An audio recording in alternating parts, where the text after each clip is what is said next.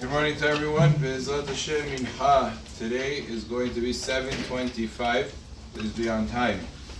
Tonight we have a very important mitzvah, the mitzvah of B'dikat Chametz.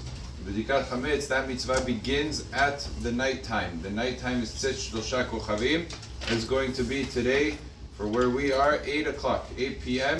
is Tzet HaKochavim, and one can already start doing the B'dikat Chametz. Preferably a person should immediately, when he gets home from Mincha late, immediately do the B'dikat Chametz right away, so as to not waste time. The best time to do it is right when it's starting to get dark, but it's not completely dark. That's when the Chachamim instituted that the B'dikah should be done, as well as to not take things for granted, to not say, oh, everything was already cleaned, I don't have to do a good job. To do a meticulous job with the B'dikat Chametz as if it wasn't clean.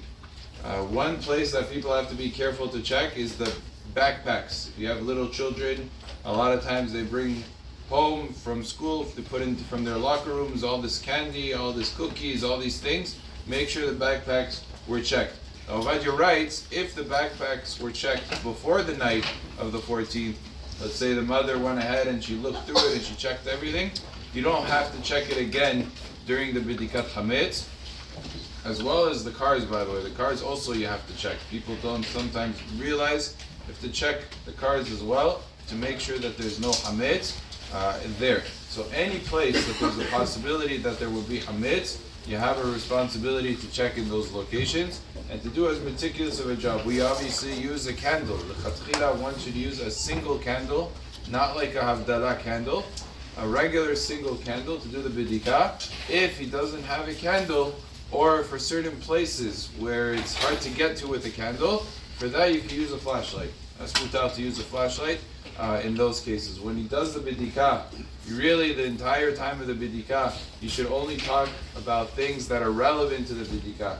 Oh, could you make sure, he tells his son over Bar Mitzvah, make sure to check those cabinets. Can you go ahead and bring over the plate over here so we can put this together? Things that involve the bidikah he could talk about. Things that are not relevant to the bidikah, preferably he should not speak about.